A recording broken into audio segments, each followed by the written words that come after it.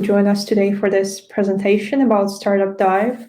We're very excited because we have amazing speakers, and I will just give a short introduction for the topic. So our agenda for today is from 1 p.m. to 2 p.m. We'll have Sandro presenting engineering at an early stage startup. And then we'll have Daniil presenting his talk about startup lifecycle. And we will wrap up the event as always and do some more updates on our future events. So yes, this was a short introduction, and we will start off with Sandro. Hello, Sandro. Hey there. Yeah, you see him, and he's a co-founder and STO at Temi Cloud, and he will give us a talk about engineering at an early stage startup. So I will give the stage to you, Sandro. Oh, thank you. Yeah. So hello, everybody. So let me quickly share my screen and just give you some context about who I am and what the hell I'm doing in life, and especially today. So can all of you see my screen okay? Yes, we can. Perfect. So before we talk about engineering or startups or whatever, I just wanted to give you a small introduction about who I am, what I believe in, and what I don't believe in. So first of all, I'm the person who loves chaos, and I'm the person who likes an environment where things are changing all the time. And because of that, I'm not a big fan of big companies, to be honest, even Google. I have friends who work for big companies like Google's and Microsoft's and Amazon's, and the stories that they tell me about their day-to-day lives are just too boring for me. So if I had to choose, I would never pick big companies. So for the last couple of years, I've been solely working for small companies, and for more than a year, I've been working on a startup of my own. I'm a co-founder, which is Temi Cloud. And what basically Temi Cloud is doing, we're trying to create a marketplace where communities and community leaders can connect with companies for hiring, sponsorship, and other opportunities. So we're at quite early stage. We have not really raised a lot of money. And so there's lots of crazy things happening like on a day-to-day basis. So one thing I really enjoy about startups is that how fragile they are and how easy it is for things to go wrong. And most of the talk for today is about things going wrong and things going not in the way you would expect. So I don't have a whole good good advice about what you're supposed to do, but I can talk about for hours what you're not supposed to do. So it's kind of a funny thing. So the first thing that I want to say is that when somebody's thinking about startups, they think about the titles. Oh, I'm going to be like a CTO or CEO for whatever, and like having good roles and like making sure that okay, this person is responsible for like the business or the product side, and that person is for engineering. That's great.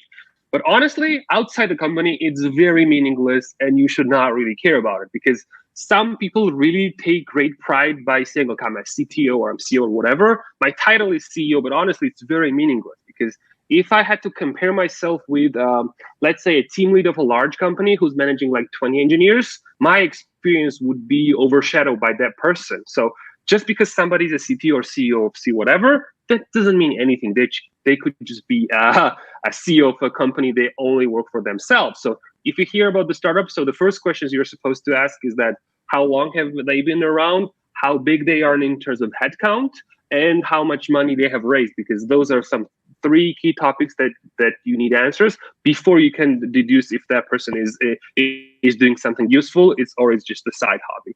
So if you hear about titles in a startup, for co-founders, for C-level people, or for engineers, usually it's very meaningless, because startup is like a big soup of whatever. So you may have to do things you would least expect. So I've designed a logo. I had to deal with Figma and like Illustrator, and I have no idea how those tools work today. I had to edit like a video in Premiere Pro and use some like animations with After Effects. But that's not my job. Like I love writing code and talking to engineers. So like you never know what like startups throw at you. So moving on.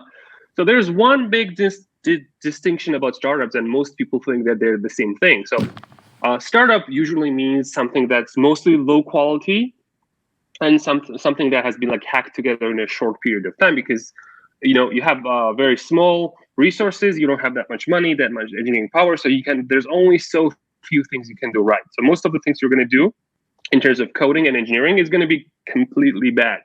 But there's a difference. there are startups who write bad code and do bad engineering because they have a clearly lack of resources. Because to do something in a good manner, you need like lots of money and also a lot of good people who know what they're doing. But the problem is that there's a lot of startups who only know how to write bad code, and even if they're given a lot of money, they will have no idea how to scale or how to onboard more engineers inside their team. So I think the good startups also write bad code for the most part. It's just inevitable. You cannot escape that. But they are very shameful about that, and they're very conscientious about that because they know that they have to write bad code right now, because for them to continue to grow and scale as a product and as an engineering team, they have to start somewhere. So the best startups start with very bad code, but as they get more funding and more resources, they incrementally improve their quality of the code base and the processes.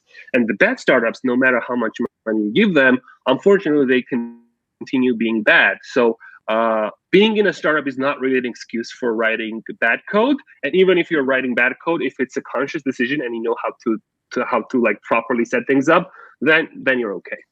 So another cool thing about startups, which I really appreciate and it's always fun, is this big argument between the product side and the engineering side. So if you're an early stage startup, and if you're a startup in general, like product is usually always more important than engineering. So companies who are only engineering driven, and usually the worst startups are the ones who only have software engineers as their team members, are most likely bound to some kind of either a local or a global problem. Because if there's not a single person within the company who's going to completely neglect the engineering side and only defend the product side, then the chances of that startup being successful is very low, because you at least need two key stakeholders. One person is supposed to make sure that the business and the product side is doing well. And usually that person is CEO in most cases, who has business or product background, and somebody who's in charge of the engineering side. And well, when the product side tells you that, okay, you know what, we're going to do this quickly and we're going to hack it, your intuitive instinct should be to defend it and say, no, we're not going to do this quickly. We're going to do this slowly and methodically and come up with a solution that's clean and scalable. And there's depending on the life cycle of the startup, sometimes you need to launch very quickly, so we have to end up on the product side. And sometimes you have to end up on the engineering side, because if you're developing a product that is very engineering driven, and it's especially a product for engineers, or it's an API or something that has to be integrated in other places, you kind of have to deal with quality as well. So completely neglecting engineering is also a bad idea. So usually the best startups are founded by people who have both engineering and product background. And that's why, for the most part, big accelerators and VCs and stuff, they always try to find startups with two or three co-founders, out of whom at least one has an engineering background, and another one has a product or a business background, has a domain specific knowledge in that particular domain. And some people argue that these two roles can be merged into a single person, which I strongly disagree with, because if somebody has to defend both the product and the engineering side, they're trying to solve two very completely different problems. So if it's just a single person who's doing all the decisions, in the beginning, it's probably fine until you scale and until you grow. But somewhere down the line, every co-founder should make a decision. Are you focused more on engineering, more product, or other aspects of the startup as well? One important factor is that big companies are built on top of systems and processes. So if lots of people leave the company or they've been let go, it's not a big deal. For the startups, it's the other way around. So there's a funny concept of a bus number, which says how many people can be hit by a bus until your company just completely collapses. And good startups usually have a bus number of 1, which means that even if you take a single person out of that startup, that would completely collapse the company, because small startups they're based on people, not systems. And if you don't have key stakeholders in startups, especially at the early stage, there's a redundancy, and you cannot afford a redundancy. So the first goal of an early stage startup is to have as small of a headcount as possible. So if not all initial team members are not key stakeholders or not important, they're probably not supposed to be your team, at least in the initial phase, until you raise money and grow and expand and stuff, right? So moving on, one misconception that many people think is that startups are very friendly and very good for beginners, especially if this is like a first internship or a first job.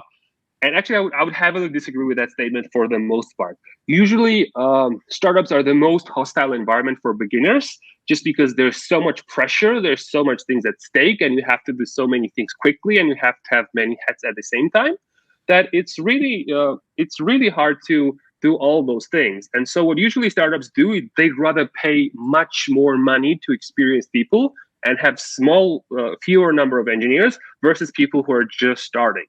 The interesting observation is that many startups unfortunately cannot do this. So if startups had unlimited resources and unlimited talent pool, they would always take the most experienced people and they would try to minimize the number of engineers. But the money is a big issue these days, especially fundraising at early stage, and also talent pool is becoming a larger problem than the fundraising. So even if you may have raised like $500,000, maybe a few $1,000,000, and you could afford like a world-class engineer, finding them is really hard these days. You're competing with like large competitors, other startups, regional players, and so on and so forth. So what I would suggest every startup founder initially is that if you can afford it, if you can find like great engineers who have like 5 or maybe 10 years of industry experience and they know exactly what they're doing, it's not their first rodeo, then probably you should start with those people. But as you move along, you realize that finding such people is very hard. And sometimes you have to make some trade-offs. So sometimes you may have to onboard less experienced people as part of your pipeline. And when you do that, you have to be very careful about how you treat them, because startups are very chaotic. Things change all the time. And sometimes people don't have clear idea of what their roles are. So that means that if you onboard like less experienced or inexperienced staff as part of your early stage startup, you have to be very careful to give them good guidance, good mentorship, opportunities to grow, opportunities to make mistakes and learn from those mistakes.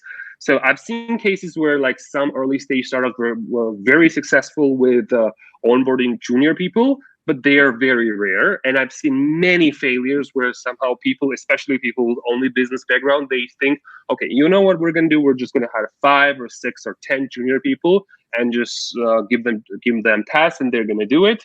And usually the companies who do not have at least a single very experienced engineer are not really that great in terms of like global scaling, because if you don't have an engineer who has an industry experience and knows what he or she is doing, then tough luck. You're probably going to have trouble updating your code base or like scaling your team as it grows. And usually the funny thing about scaling is that when people mention scaling, they usually think about like infrastructure scaling. Like, now I have 100 users. What happens if I have like 100 million users?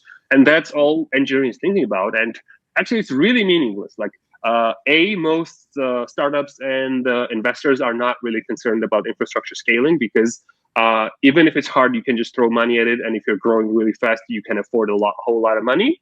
So that should not be a concern, at least initially. And B, scaling is a much harder issue in terms of like manpower. So if you have a team of 2 engineers and now your product is 5 times bigger and you have to add additional 10 or 20 engineers, so increasing the team size is exponentially harder than improving your infrastructure. So if you're using any kind of like large cloud services, you can like pretty trivially scale some stuff. And even if you don't know how to scale like infrastructure, you can ask for like advice, hire consultants or companies, and it's very reasonable. Even if you have like an exponential growth overnight and your systems completely collapse, that's actually a good press, because if you tell your investors that, oh, we were unable to scale our infrastructure because our demand like multiplied by 100, they're going to say, oh, that's a good thing, I want to invest. So like, infrastructure scaling is a very solvable problem these days, and I would not really be concerned. So I would be more concerned about people with experience about using the right building blocks and the right processes versus just worrying about, okay, how many containers or virtual machines or I don't know, clusters do I need for that? One thing that I think surrounds probably every early stage startup is that you cannot start with a product that you're in love with. So one of the reasons most people start a product is because they want to be the users of their own product. That's exactly how we started. But to have a product that's so feature rich, so complete, so detailed, and so fast, is very expensive, and usually you cannot do that. So the problem that usually happens is that you're starting with a product that you do not like. There's 1,000 things that you could improve, and especially you're an engineer or like a product person who takes a lot of pride with their work. Like, you're afraid of showing your product to your friends because you're going to hear, okay, these are like the 100 things that are wrong with your product. And for the most part, you know what those things are wrong because you cannot solve them because you don't have resources for that. So I think that like one of the key problems with co-founders is that having that guilt and shame of not having like the world-class product, and they're trying to compete like the big players like Netflix or Google or Facebook or Amazon. And when you see this feature that Netflix has, which is really difficult and expensive to implement, you somehow think that you also must have it. But in real life, people really don't care that much about features or stability. Even if your platform goes down for a whole day, or even if you have like quality issues, as long as you have like a good value proposition and as long as you have like a good product market fit, then you're good to go. And I think most startups actually over-engineer and like over-produce the products that they have, is because usually the things that make you unique and valuable are very small, and the things that everybody has, most people just don't care about. And you think, I need this like fancy things. And I think it's like, it takes a lot of courage and it takes a lot of experience to take these things the way they are, and just to continue moving forward. If you're a perfectionist, startups are probably the worst place to be, because you're going to have like a anxiety and OCD on a daily basis, which, to be honest, I truly do. So next thing is that most people think that going to production is hard, and it is. But it's hard if you do it like really late, and like the more you delay going to production, the harder the process becomes. So I think we made this very big mistake that we went in production with a very large software with lots of commitment, lots of people expecting when we would launch. And so the stakes were high and a lot of things broke. So it's kind of stressful. We figured it out, but it was not a cool day. The going to production was a very stressful endeavor for most of us. So what I would suggest is that if you feel you're ready for production, you're most likely late. So you should probably go to production as early as possible and try to be as frugal with feature set as possible. So if you have to prioritize the last features, and going early to production is much more valuable versus having a larger, like more complex infrastructure that requires more maintenance and has more surface area for bugs. So I mean, this is probably common sense, so I'm not going to focus too much on it. But just make sure that you're not building a Goliath that you will not be able to maintain. There's one thing to build the product, and it's second thing to grow the product and to operate that product meaningfully. So next thing is that like pivots are very common in startups. I'm sure all of you have heard it.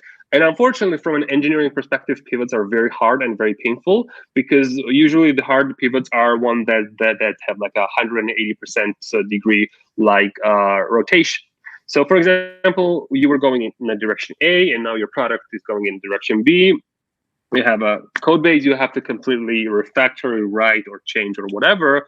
And you're ending up with like Frankenstein. And the problem is that you're explaining to your product owners that, okay, if you want to have this big pivot, you kind of have to give us 6 months. And they say, we don't have 6 months. We can only do this in a month or so. And then you're bargaining, okay, if we want this to be done in a month, it's going to be very bad. And it's going to be a duct tape solution. And unfortunately, for the most part, product people are fine with duct tape solutions, because going to market faster is usually more valuable than having like a really solid product, which is really, really frustrating for the engineering part, especially for me, which I think applies to many other people as well. And so the answer to, are you supposed to do things by duct tape, or are you supposed to do this like methodically and like cleanly and like slowly? Honestly, there's not a single answer for that. And it really depends on a particular circumstance, because there are startups who have failed because they've over-engineered and like they could have just duct taped things and things moved on. But there were people who just like thought they would like, their sole priority was to launch to production very quickly. They completely neglected the engineering side, and that's why they collapsed. So like we have success stories and failure stories from either side. And so, every startup has like their deepest, darkest fears of things going wrong or things going badly. And for us, it's AWS. It's something that really annoys us. And I think that genuinely, like the cloud infrastructure is still at its infancy. You can do great things with the building blocks and the services that most cloud vendors provide. But in terms of like speed and developer experience and agility, usually it's really bad. Like we're using multiple AWS services. We're struggling almost every day. And honestly, it's not because of competence. We have a quite good idea of how AWS works. We've been using that for more than 5 years, like our team for various projects. And it's a poison of our choice. We hate it because there's a whole bunch of things we think that are fundamentally broken with AWS. But we're using it because to this day, it's the largest cloud provider. It's the most feature complete. And for the most part, it's quite stable. So we had to make a trade-off. Okay, do we want something that's comfortable to us, or do we want something that's like a rock solid infrastructure? So that's the decision we made, and now we're facing consequences because making even a trivial change to cloud infrastructure is non-trivial, especially if your team size is small and if you're afraid of breaking things. Because, for example, we don't have like dedicated DevOps, so the development team is responsible for the cloud infrastructure as well.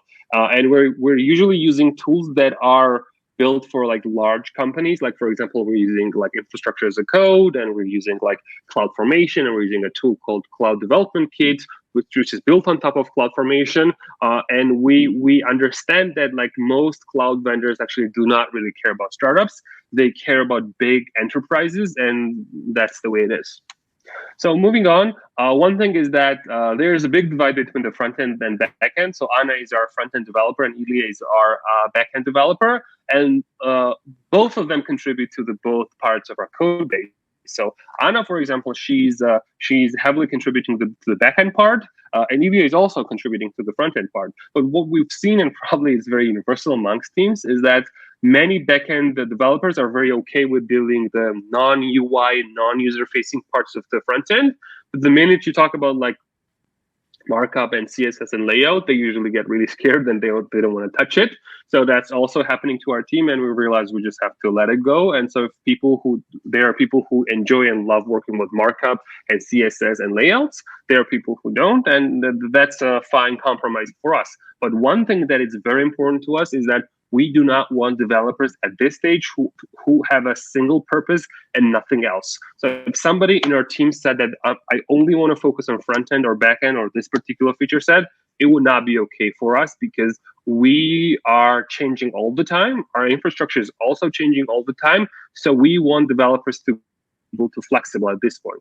Obviously, specialization is the way to go as you grow. So we realize that most developers will probably specialize in the coming years if we grow and become successful and fundraise. But at this moment, when we're like, there's a small headcount, there's lots of things that happening, and we don't know where like how much work is going to happen for the front end or the back end. We want people to be flexible, and that's a very key thing when we do hiring, for example. So moving on, there's one interesting debate. I think it actually goes back to the product and engineering debate. Is that do we want good quality code, and do we want to release features quickly? And usually, if you ask like the product people or the business people, they want quickly release. But if you ask engineers, they'd rather have good code than like take time and like create clean abstractions for that. And the funny thing is that you never know which answer is right. So there are cases when we decided to do things slowly and we thought that was great. There were cases that was the complete opposite, and same for quick releases. So one thing that I definitely want to focus is that most people think that startup is associated with low quality and fast iteration, and that's very true for the most part, but it's not for all cases. So I don't know if you know this case. It's a very famous story from the World War II. It's about statistics and the survival bias. So what you see here is an airplane from like a U.S. airplane from World War II, and the red dots that you see are the bullet holes. So these are the types of aircrafts that went to Germany and came back, survived, but they had all the bullet holes. So the problem for the U.S. was to determine, okay, we have limited amount of armor because A, it's expensive, and B, it is heavy. And so we have to come up with places where we can reinforce the parts of the plane so that the chances of planes not surviving goes down. So the natural instinct for most people was to reinforce the parts where there were lots of like bullet holes, like for example wings, because you see a whole bunch of bullets in the wings. But the problem is that this is a classical case of survivorship bias, because these are the planes that actually survived. So that means that even though they had bullets, it was okay because they did not get hit. So there was this great Hungarian mathematician, Abraham Wald, which proposed that the places where it had almost no holes were the most important ones, because as you can see, there are no bullet holes in engines, and that is very important, because if a if an engine got hit by a bullet, that plane would go down and would have completely collapsed.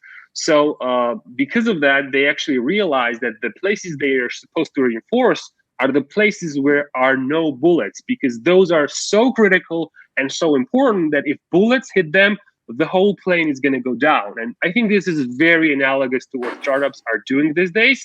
Like as a startup, you have to be you have to accept that fact that things are going to go wrong, and you're going to have like low quality things all over the place for 80% or maybe more, and those are the bullet holes. But you also have to acknowledge that as a startup, you're doing something that others have not done before or have failed to do so.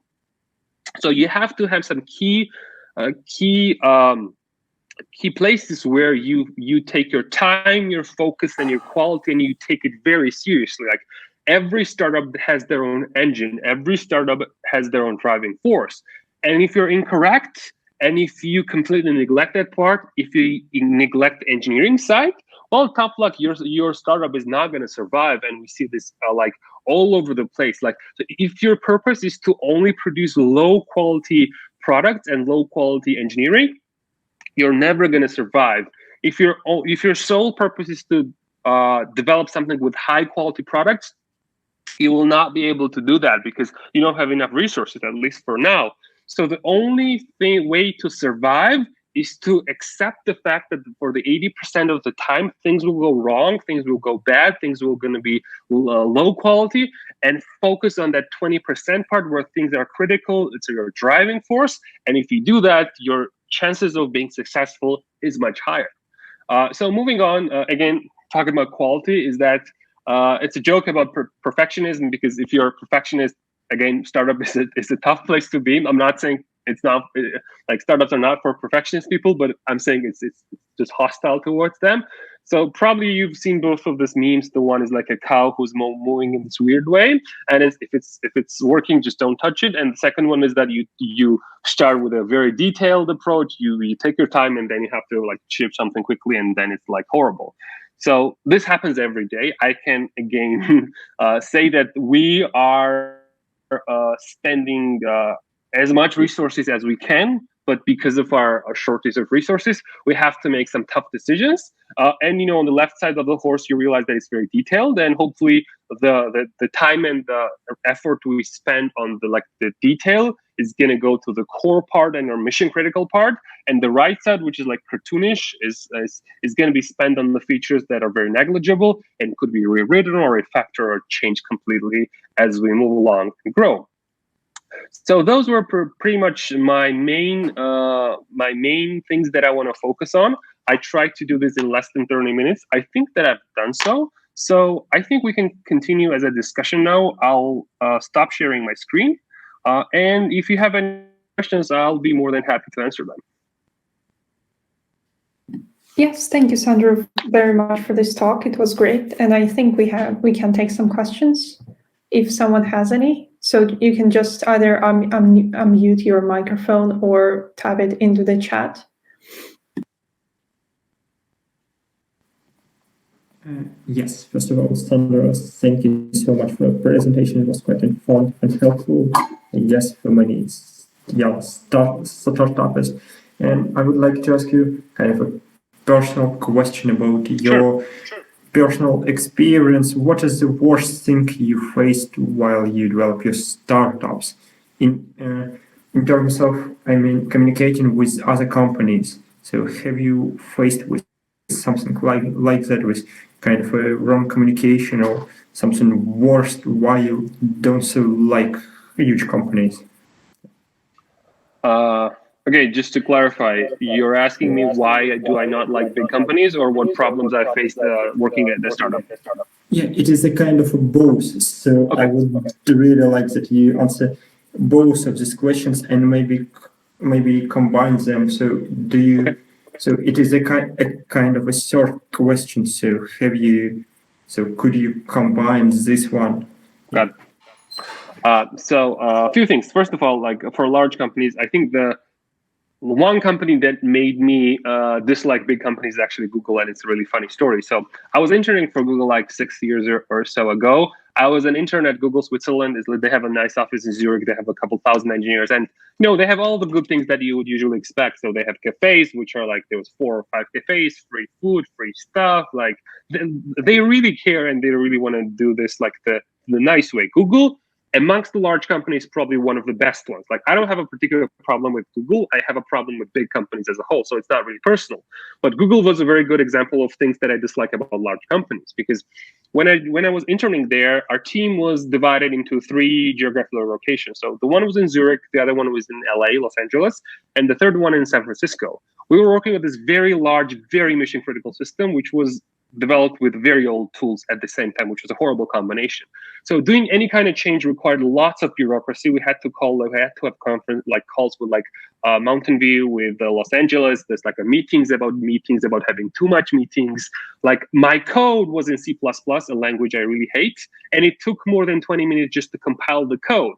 And the problem that I was solving was non-existent. Like, they had like certain number of interns that they were supposed to hire, and they were not really sure what project they were supposed to give. Some people had really cool things. I had a product that nobody cared about. So therefore, like, during those 3 months, even if I didn't write a single line of code, nobody would care. Like, I would just drink and have fun and say I interned at Google. And it's pretty universal across large companies. Like, I have at least 10 to 20 people that I know who have worked for Amazon, for Google, for Facebook, for Microsoft. And some companies have really bad reputations. Some people have good. For example, Amazon has a very bad reputation. It's probably one of the worst companies to work for amongst big companies, because they have very toxic environment. It's very stressful. They get underpaid. Google is one of the best, and Facebook as well. But even within Google, like, I know at least 20 or 30 Georgians who work in Google. Most people do not work for Google because they're working on great products. They work for Google because it pays you a lot, it gives you stability, and it's a prestigious company to work for. It's not for people who are for adventures, because here's the problem with big companies. So Google probably has like between 50 and 100,000 engineers, right? And they have only so many good things to work on. So like probably like 5% or 1% of Googlers who work, they're doing like outstanding work, like the best in the class, like in AI, distributed systems, like whatever. But that's a very small amount of people. Like, I've talked to more than 100 people in Google Switzerland, and most people who were happy with what they were doing was very low. So one thing that people who work at large tech companies do not tell you is that they're actually very unhappy with what they're doing. And what they're trying to do is they're trying to have a hobby. Okay, I'm going to get into swimming or skating or running or whatever, and this is just going to be work, and it's going to be paying my like hobbies and things. I'm not that kind of person. Unless I love what I work on, I cannot work for it. So I can never imagine working for a large company, even if what we're doing becomes large one day, which is questionable, but let's assume so. I might actually leave the company that I founded. The reason I hate big companies so much, it's not about people, it's about processes, and processes is all about money. So Google used to be all about like helping people and not being evil until it started generating revenue, and now it's all about making money. It's yet another company. It's just a good one.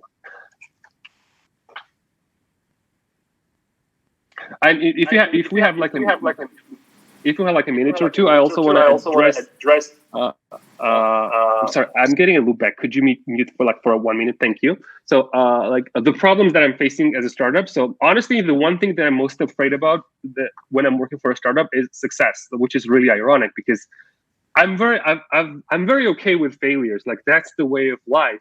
And if I do something and it's not great, I can redo it and it's going to be better, and so on and so forth.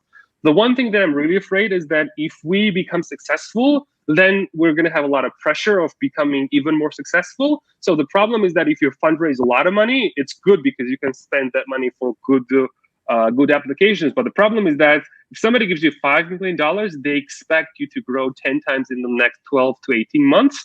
And next time you raise money, you might ask for like $50 million, and it becomes very stressful and very chaotic very quickly. So one thing that I always try to do is try to do things slowly instead of very fast. And I think that burnout is the number one problem that every co-founder is facing, because let's face it, I've been working this for a year and a half or so. I'm probably working 80 hours a week, maybe even more. The concept of Saturdays and Sundays are not really there for me. Like after this talk, I'm just going to continue. I'm going to have a talk with my team and like continue working. But honestly, that's the life that I want to live in. I'd rather work hard and also do some cool things rather than like work like from 9 to 5 and just be chill. I'm not a chill person. Yep, thank you so much for your answer. Yes, so do we have any more questions to Sandro?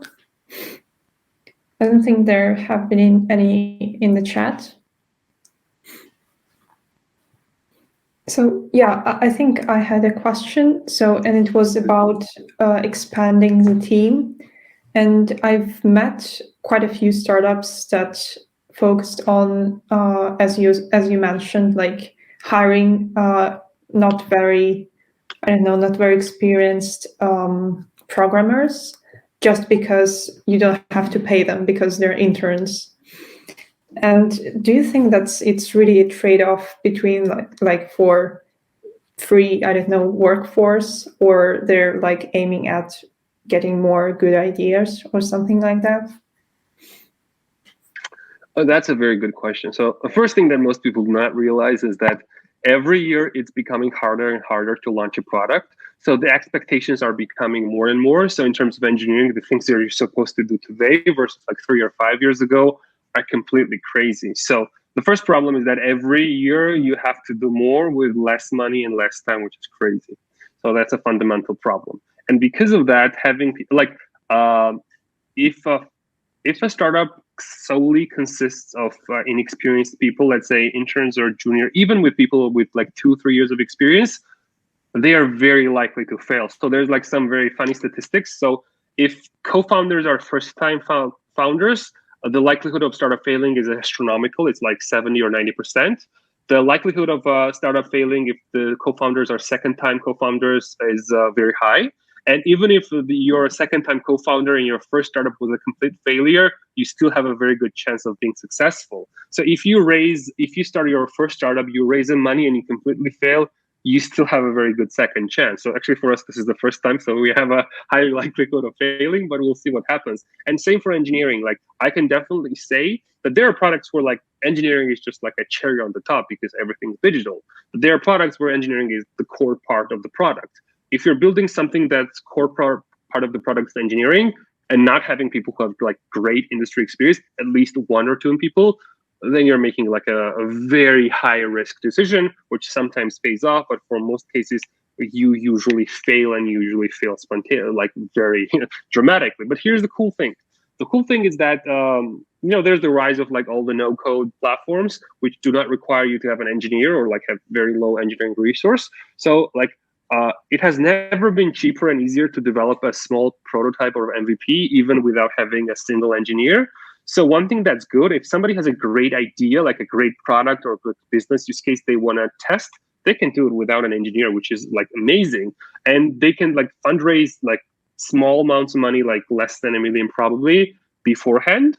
And then they can find like a great like engineering co-founder or like the first engineer and then move forward. Because for example, our use case is very interesting because our team consists of 2 co-founders, 3 founding members, and we are 18 total. And so, for example, I have an engineering background, and my founding member, Georgi, also has an engineering background. We've been in the industry for around 5 years, and we have very different experiences. And so because of that, we were quite comfortable with hiring people with less experience. So we hired 4 inexperienced people who had either no experience or less than a year's experience.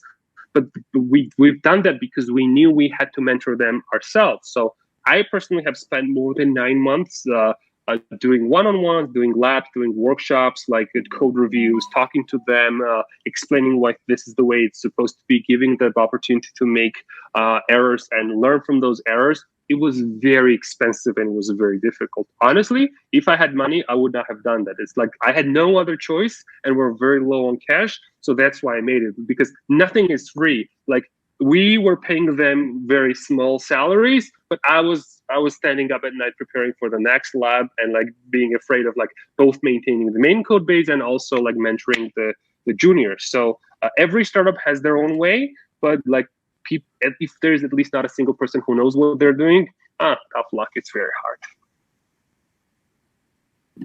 Yeah, great. Thank you for your answer. Do we have more questions? If there are not questions, I have some fun stories we can tell about what I love is I love failures. It's my own thing. I don't know why. I love plane crashes. I read about them all the time. I love about like engineering failures where like a dam collapses or like building collapses. And another thing that I love is how startups or companies fail. So I have some cool stories to tell about things that went wrong in production. So if you guys are interested and don't have any questions, we can like spend like next 5 minutes or 7 minutes discussing some cool things that happen to startups all the time. Yeah, sure. Yeah, sure. Okay, so let's start with our failures, which is really funny. So the first thing it was, so I was in Armenia. I was giving a talk at that day, and an hour before I was a speaker, my team member pinged me, "Hey, I think we have a problem." And I said, "What's going on?" We've just launched payments, and we have our first paying customer from the US, and I think we accidentally charged him 13 times instead of once. So that was a funny story because like we're supposed to charge him like with like one payment with that amount, and we charge him 13 times. And you know, I'm preparing for my speech, so I was kind of nervous. And the thing is, those things are very, very easy to resolve. We talked to the client, we explained the situation, we said goodbye, we said sorry, we said we're going to give you back money, and he was very helpful. And to this day, he's still our client. So that was one funny story. There was another funny story is that there was an endpoint that we had that we did something wrong. Like it was using way too much memory and it was killing the whole process. And so we didn't know about that because that endpoint was very rarely used. So one of our team members was testing a feature and they had no idea that they were killing our production instance every time. So like for almost 2 hours, he thought that he was just like testing something and nothing was going wrong and everything was completely down and nothing was working. And we just then realized. So that was cool. Another thing that happened to us was that we had this migration plan, like we were migrating old infrastructure to new, and we had to take the dump of an old database and then transform it and like add to like a new pipeline to a new database. And I made a human error, which was really funny. That is, I imported a wrong database, which was for the test purposes, which was very small. And for a very long time, I had no idea what was going on. And then we realized, oh, it's the wrong database. So that was fun. Another cool thing, actually, it happened very early and taught us a great lesson is that, so we take our testing infrastructure and our developing infrastructure quite seriously. And so we had this cool thing that if you're writing your code, you need like fresh data. And if you make an error, you just want to delete the database and completely repopulate with fresh test data to continue testing. And it's called nuke because it's like a nuclear explosion. And there's a button you press, then you clean the database, and it's working. One thing we forgot, there was a mismatch with environments, is that it was not disabled in production. And one day I accidentally got the wrong tab and completely destroyed everything on production. We had a backup for an hour early, so it was quite easy to recover, but it was a fun story. So deleting everything in production, that still happens this day. So that was a fun story. So what else did we have?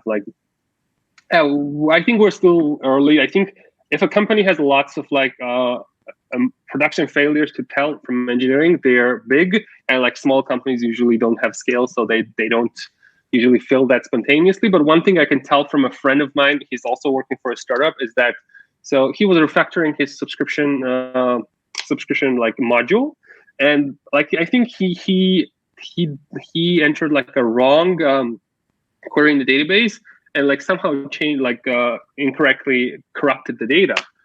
Turns out there was a job that was charging all the paying customers the next day, and I think they had a lot of customers, and they've been collectively incorrectly charged by $50,000. So that was a funny story, and they had to one by one go to each customer and apologize. We're very sorry, and give their money back, which was really really fun. And they said like, oh, good job, now we know what to do. So like, making mistakes is not a problem as long as you know how to prevent them in the future. So that engineer is a really good one, by the way. It was a total accident. It's shame on the system, not on the engineers. Another cool thing that I can say is that there was an online casino. There was an international one, and they had it's a funny story. So they had their databases. They had the infrastructure database. Everything is, I think it's a very large European cloud vendor, OVH. And OVH had like multiple data centers with redundancy. And turns out one day the data center was on fire, like the whole building, which is a really amazing story. And turns out that they had no external backups. They only had internal backups. So their whole data, including like payments and balances, was completely lost, and they couldn't recover it. And for like a few 100,000 users, so it's not a small amount of people, right? So what they had to do is they talked to their vendors with like payment integrations, and they asked them to give this like traces of all their API calls, and based on the data from their integrations, they recalculate the balances and give people their money back, which they were not sure would be 100% correct. So there was a support team to make sure that if something was wrong, they would correct it. So that's another funny story that happens. Another cool story that actually happened in Georgia was that, so there was like a ministry, it's called Ministry of Internal Affairs, and they employ like, I think 100,000 people or so. It's one of the largest ministries, and they outsourced like a payroll system, and a Georgian company developed it. And there was a button which says, okay, pay payroll. Like you upload the Excel of all the people with their salaries and their names, and you pay the payroll. And both folks at the front end and back end forgot to do the validation. And when you press the button, it was not disabled, and the back end was not checking. So when an accountant pressed the button, it was a very long query. So she thought she forgot to press the button. So she pressed it once more. So they paid 100,000 people's salary twice, which was a crazy funny story. And they had to go one by one and collect money back from that people. So that's also an actual story. And another cool story is that, and I think this is probably the last one, and that is, so there was a governmental agency that was supposed to have like an archive of very important government documents, and they had to do the backup of a database. But what the system administrator did not do is check if there was enough space for hard drive to make the backup, which unfortunately was not. So when the system was making a backup, it was unable to complete it because it didn't have enough space. But the problem was that at that time something went wrong, and so they corrupted the whole hard drive as a whole. So they didn't have an actual production database, and they didn't have a backup. So they were kind of screwed. And there's like so what they had to do, they had to one by one go to the physical archives and retake the photos and recalculate the numbers to repopulate the data, which was very funny. So those things happen. And one cool, it happened to Dropbox, by the way. It's a very funny story. Dropbox actually almost lost all their data one day. So a friend of mine, he was the sixth engineer at Dropbox. I think he was in charge of the whole infrastructure for a long time until he quit. And so the problem was that there was the DevOps team in Dropbox, and they were supposed to truncate all offline databases to like do whatever. So to truncate, like to completely get rid of the data on the disk. And so there was obviously an error in the script, and somebody from the DevOps team accidentally ran a script that truncated all production databases, which was crazy thing. Like at that time, Dropbox had like, I think up to 10 million people. Like a lot of people were using and saving data at Dropbox. And so the whole Dropbox team was like worried, and they started to debug this thing. The first problem was that they did not believe that all the databases were completely destroyed, because they said, this would never happen. It's probably the bug in our monitoring system, and let's find it. And so for 1 hour, they're looking and databases are nowhere, and they start to sweat and realize, oh my God, we actually deleted all our production databases. And the problem was that then they had to do they had backups. So they started restoring for backups, and they realized that there was a bug in the backup system. And because of that, not all the data was properly backed up. So when they had to recover the data from the archives, they didn't have all the data. They had 95%, but 5% was missing. And they had to go out and talk to each customer whose data was missing and ask them, hey, could you please re-upload your files from Dropbox because we kind of lost it? And that's how they solved the problem. So such things actually happen quite frequently.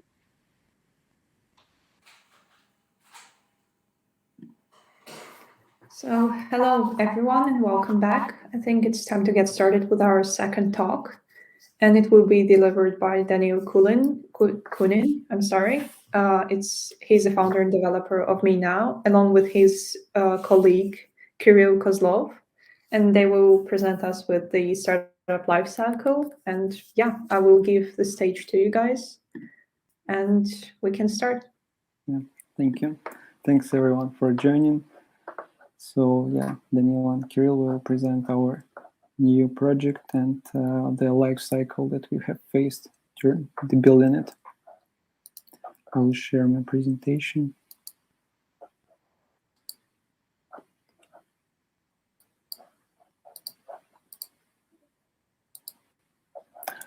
Oh, I think I need to re-log in because then it needs some security.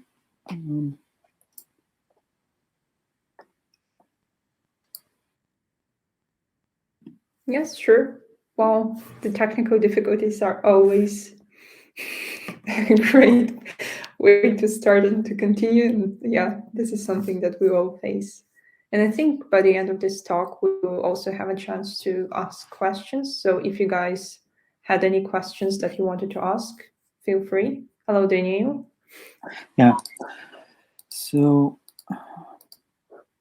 can you see my screen? Yes, we can. All right. So, let's start from the beginning. So, hello everyone. My name is Daniil. Right now, I'm a co-founder of MeNow, the project that we will mention during this presentation. For my past experience, I have worked as a software engineer for Russian dairy factories and for 2 years as a mobile developer, both for cross-platform and native iOS development. I have worked for several companies. My last employer was a provider of Internet of Things solution, so I have some experience in mobile apps, but both software. Yeah.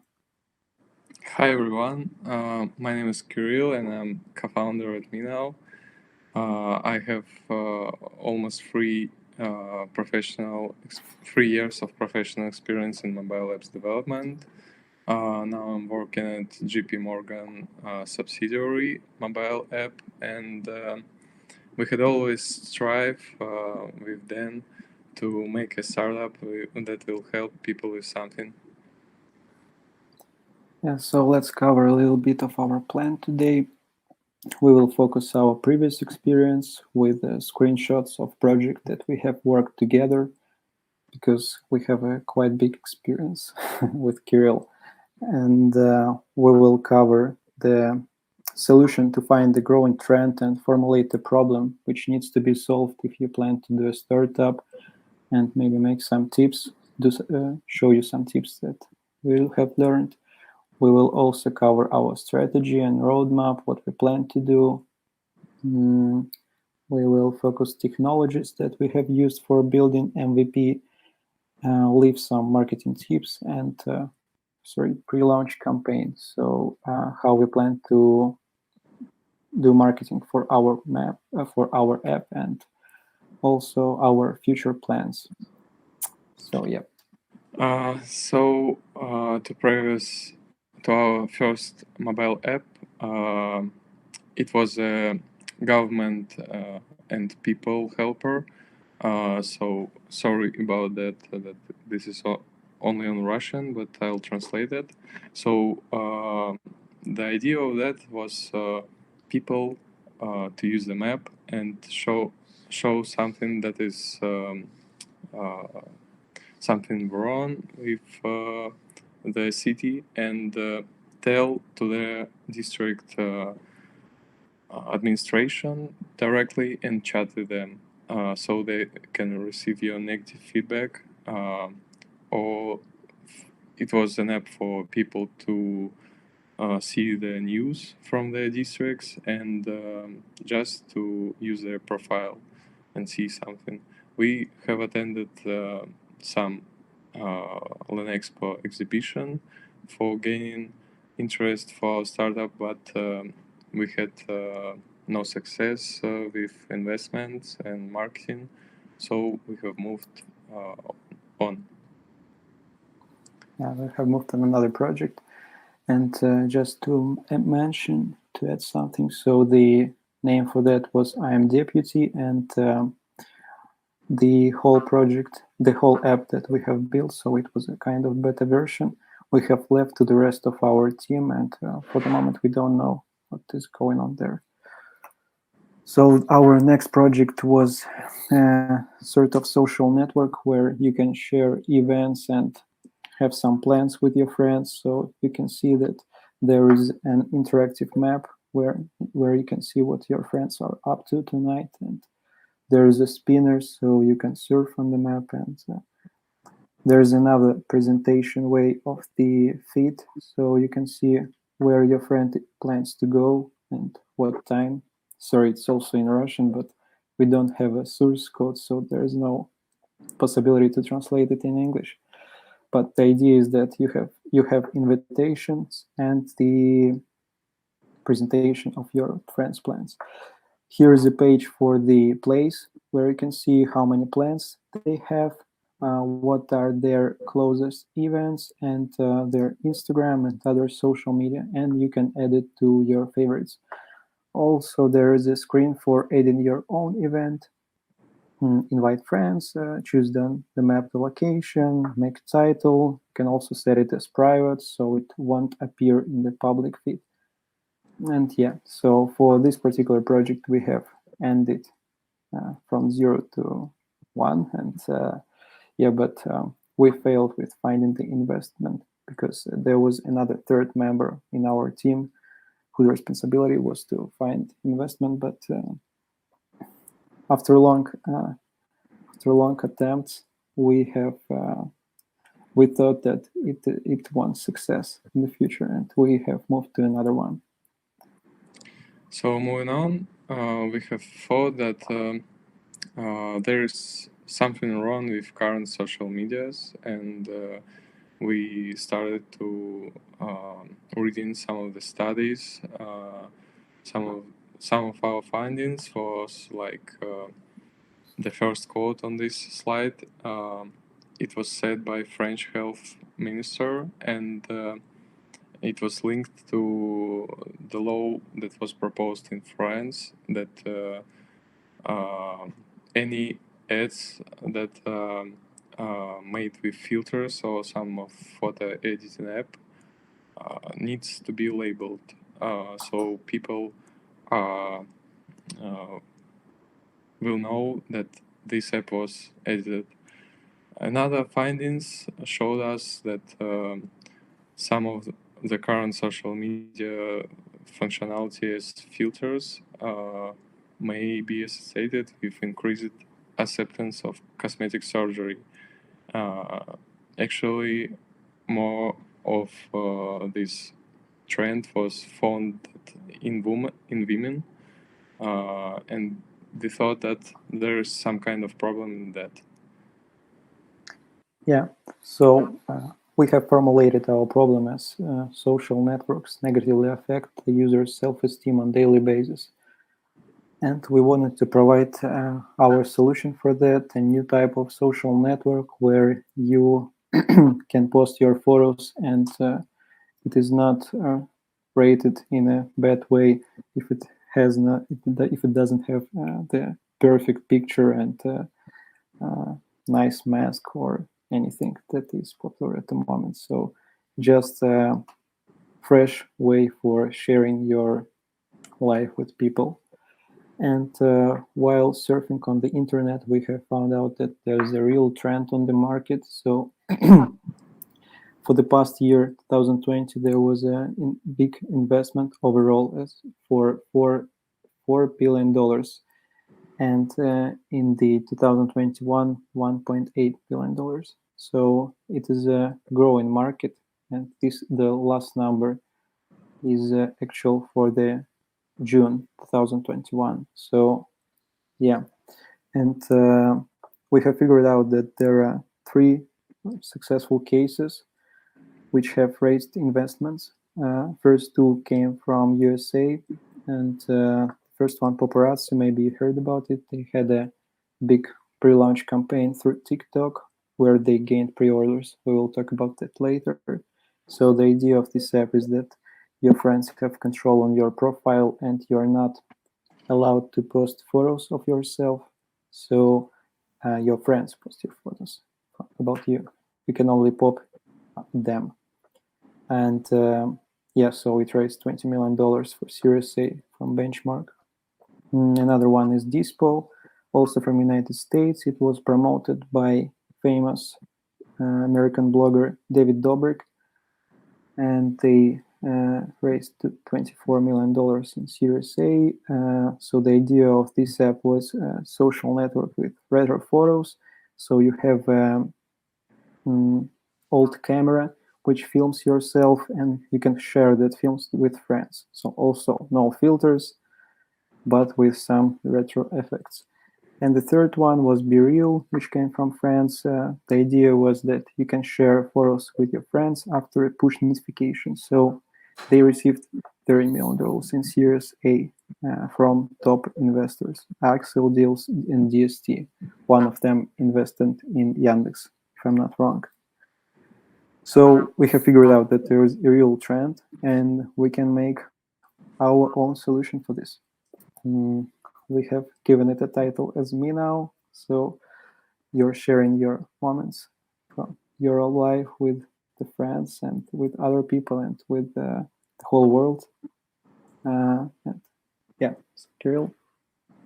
So we thought about how can we solve this problem.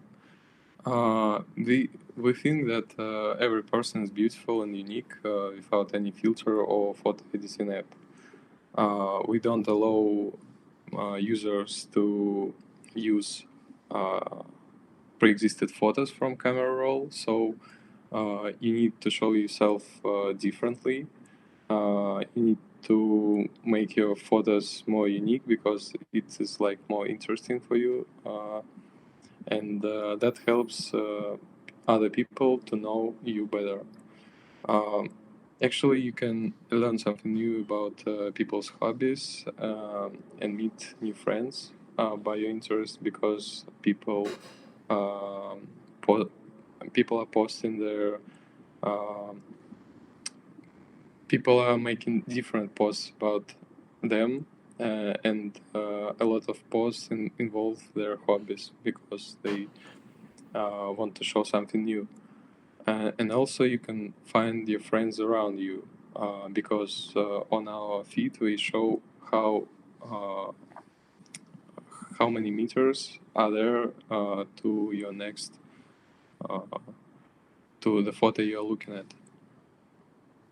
Yeah, so here are some mocks showing how our end product should work. And so first of all, once you install the app, at the random time you will, or everyone will receive the push notification that you have a limited time to take MeNow. And once you open the app, you see that the content is locked and you cannot scroll your recommendation feed with some famous pictures or your friends or your following. So we have a following system here, and yeah, so it is closed. If you press to add a MeNow, you have a camera where you take photos on both front and back cameras. And once you upload it to our servers, we can identify that you have loaded and the feed unlocks. So you can find some influencers and you can react on their MeNows and follow them. find new friends, follow. Yeah, so there's leave comments. We have added comments recently. So this is sort of our UX UI solution for the product. And as regards our strategy or roadmap, so for the moment we are here. So we built our MVP. We will talk about technologies that we have used later. And right now we have active beta tests in Russia and Ukraine. We have already launched our pre-order campaign. So what is a pre-order campaign? I need to say. So it means that once you make a pre-order for an app, it will automatically download when it is released. So the benefits from this is that you can push your changes to the app before it is released, but you save the users that will automatically download it. And there is a big possibility to run in top charts once your app releases. And it was proven by the app that I mentioned previously, Paparazzi. They had like 500,000 pre-orders, and they were in top 1 of United States store. So once the app releases, we provide we take some analytics from it, analyze what is the core of our app, make some bug fixes, and after that find an angel investment. We need it because we want to increase our functionality. We want to add an app from our previous project. And we need more development forces because for the moment there are only me and Kirill as software developers. Of course, we have a bigger team, but developers are only me and Kirill. And so after that, once the app is completed, we want to another big investment in order to make an aggressive marketing campaign, especially in Russia. So and once we hit some millions of users, we will launch our advertising platform in the app, where our business clients could launch their creatives. I hope it should be a sort of TikTok solution where the advertisement that are being posted in app are not so straight, so they are more interactive for users and not so annoying. So for technologies we used for project management, we used Jira. We use this only for development tickets, so we can later on track and create some branches on our version control system. And for non-code related tickets, we use Notion, for example, for investments, for marketing, for communication with freelancers. Sometimes we use Google Meet, and for internal communication, we use Slack. For design, we use Figma because it's very useful for both of designer and a developer. You can just view your design and all the margins and everything in browser, and the designer can make live changes. You don't need to download anything, so it's very useful. And our designer used Adobe Illustrator for the vectors. And for development, we decided to use React Native framework because we wanted to make an app cross-platform, both on Android and iOS. And this framework helps us to do it. And of course, we use version control. So we use GitHub. Yeah, so as I have mentioned previously, we have already started our pre-launch campaign in TikTok. So yeah, the pre-order, so user automatically downloads the app once it is released if he made a pre-order, and pre-order is absolutely free, so we don't take money, so our app is also absolutely free. And we want to make some comparison between the platform between the platforms. So, for example, if we talk about analytics through devices and regions, so you can track which particular regions pre-order your app or which particular devices. So, for example, iPhone 7 or Android Pixel, or Google Pixel, wherever. So both platforms provide this solution, and which is a good point. As regards the source of the pre-order, and especially UTM tracking, so you can understand which particular link has made a pre-order for your app.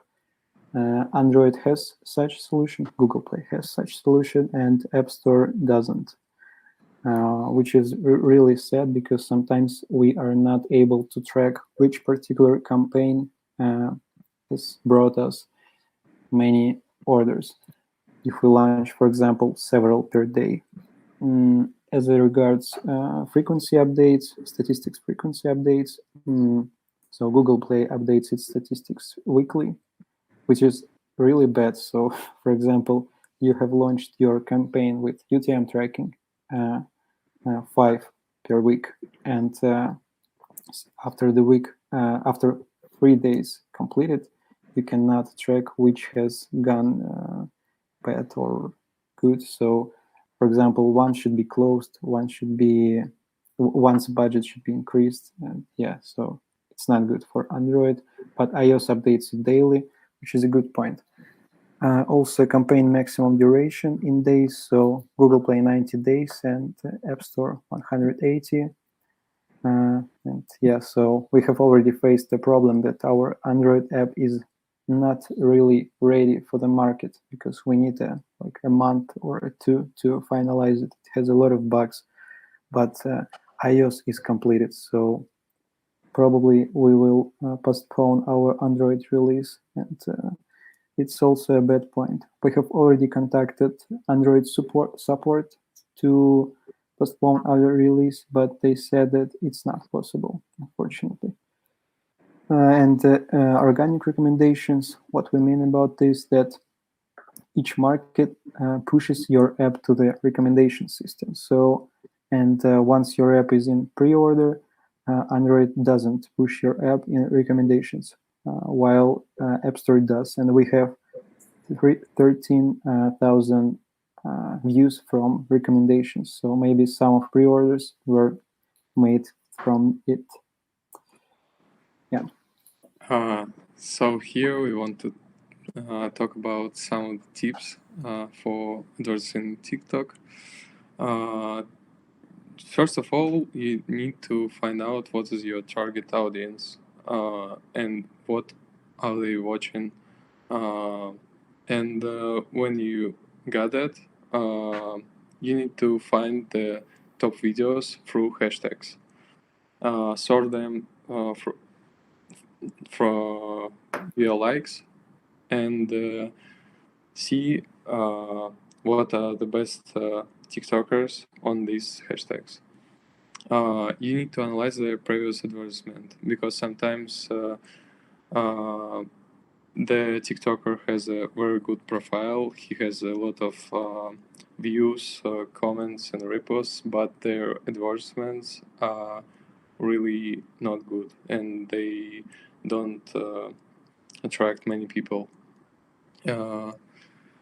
So always check if the influencer's audience matches your goal, and set KPIs for each creative video and motivate the outro. So when you see that the ad price is very big, you can set like a milestones for the influencer, and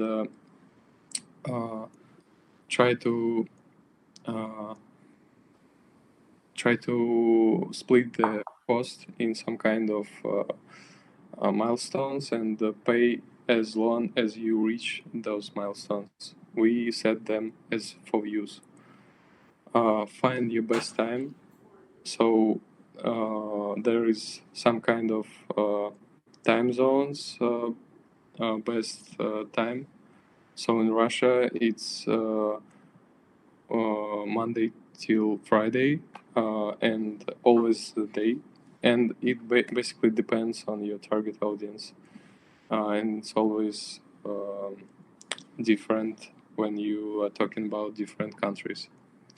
And very interesting point to describe all the requirements of your ad before sending money, because they can actually accept and not all of your requirements, and you get you won't be satisfied with your ad.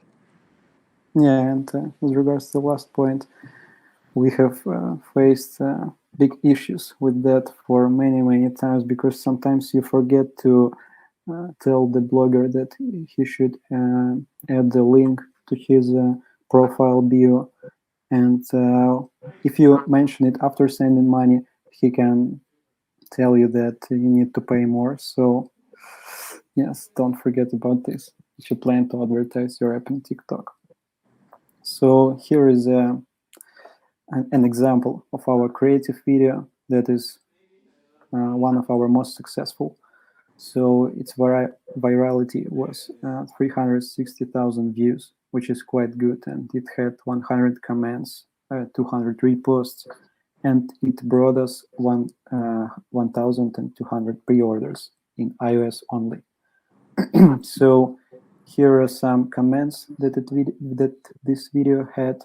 Sorry, they are always in Russian, no possibility to translate it, but I'll do it. So they mention their friends. They say that let's go there instead of Instagram. So, for example, they made a pre-order immediately. It looks nice, or please ping me when the app releases. So let's just see how it looks like.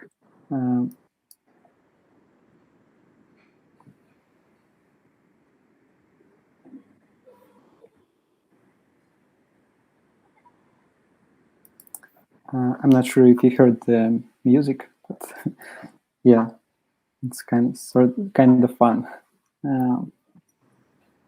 And let's focus on our future plans. So for future plans, we first of all we want to integrate Google Vision for content moderation and reduce the cost for manual labor, because manual moderation is very much time consuming, and it costs a lot. So Google Vision can help with that, and can marker the adult content, for example, or some inappropriate content, and just don't let the user to post this post. So hire talented people and form the core team. So we think that there are a lot of talented people that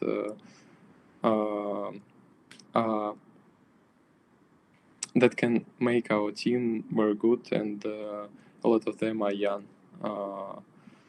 So experiment with other marketing methods, both online and offline. We have some ideas to work with some brands, maybe offline. We can collaborate with some kind of offline businesses, and gain our new users. Yes, actually, we have one collaboration in progress with some popular bakery in St. Petersburg. Maybe we will do some promotion with them once the app releases. So we also want to enhance our user experience and get good reviews on the App Store and Google Play. Also, we want to reduce our cost per lead and increase retention.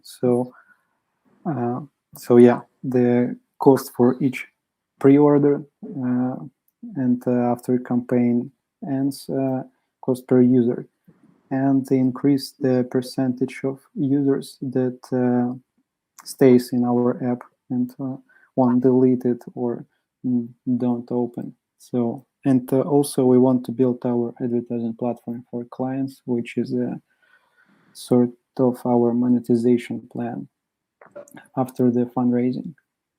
So I guess that's pretty much it. If you have something, please feel free to reach out us on the email, and thank you.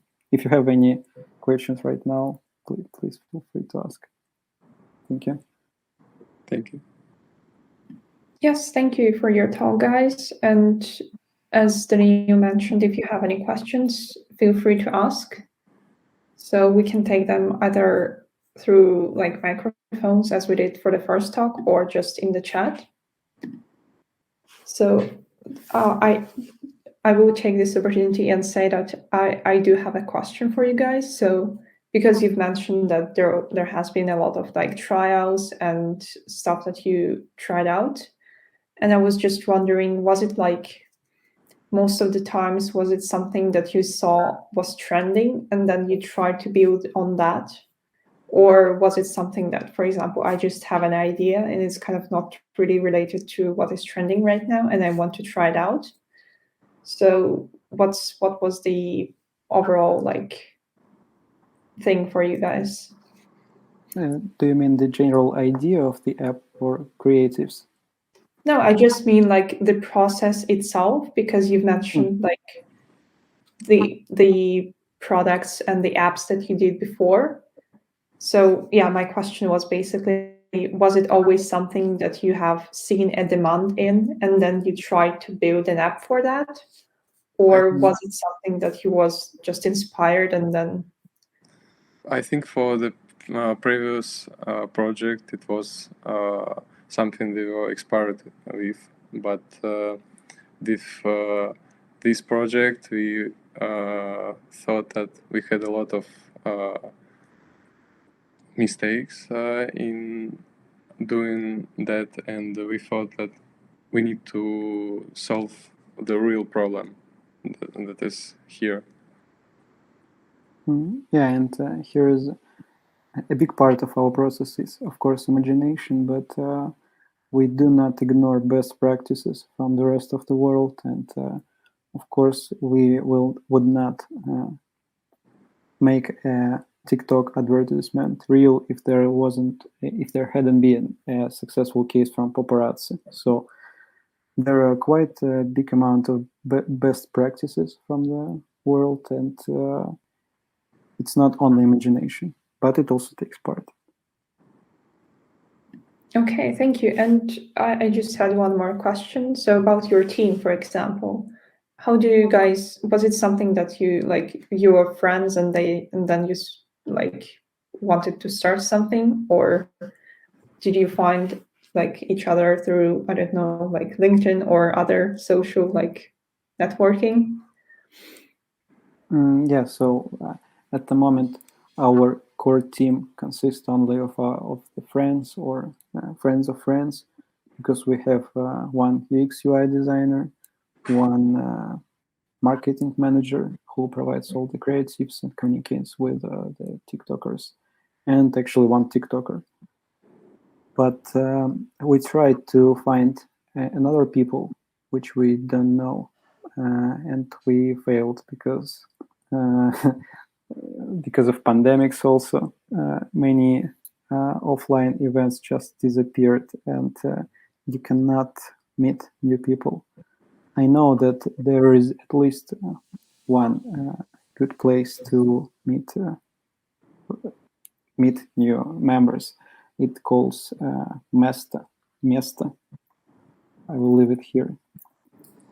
There you can find another people which want to build something new, and yeah, it is run by I don't remember his name, but he worked in Google, so it's quite popular.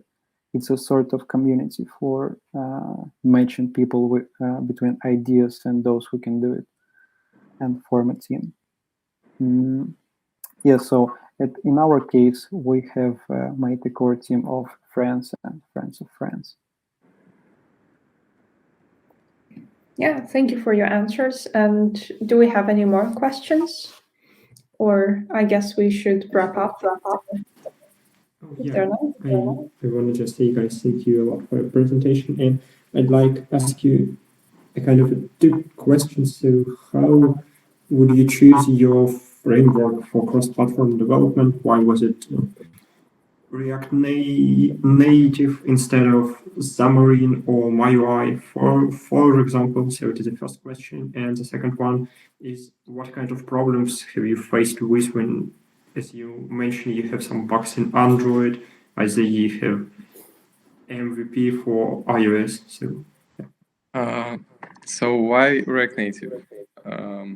Actually, we have already built the first app that was about events. It was purely in React Native, and then we chose it again because we had some experience in that. And there is also a good framework, Flutter. It's really cool.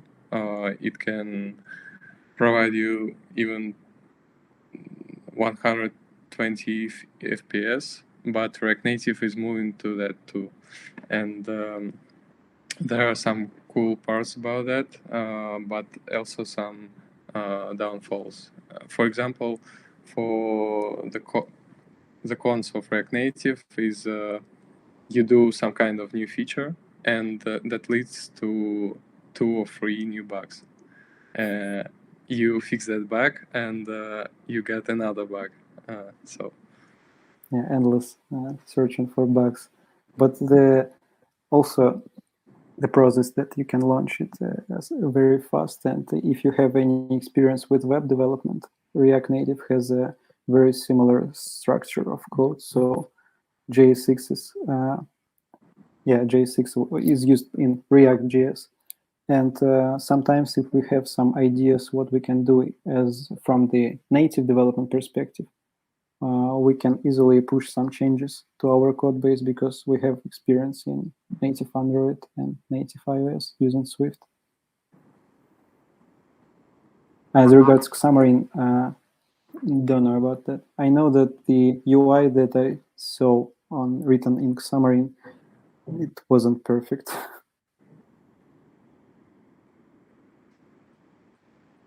really cool question. Thank you. Thank you.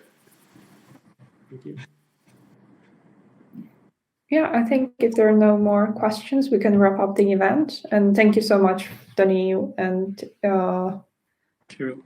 yeah, thank you, your colleague Kirill, for giving us this talk. And yeah, we will wrap up the event. And I will just say a couple of finishing words before we finally. Yes, so about our next event, we are planning to do a in-person workshop. We don't know yet what would be the topic, or for example, the planning date is 10th of December, but we will provide you guys with some more information closer to date. And yeah, so as always, there are badges for our members, and you can either access them through this QR code or through the link. And I will post the link to the chat so that it will be easier for you guys. And then, yeah, join us on social media. We're on Facebook, LinkedIn, Instagram, everything that you can possibly imagine. And join us on our Google Developers chapter as well. So it will be easier for you to track our events and get badges. And we also have this QR code for the survey where you can participate and pick the topic that you're interested in. And we'll hopefully deliver a great event on that topic.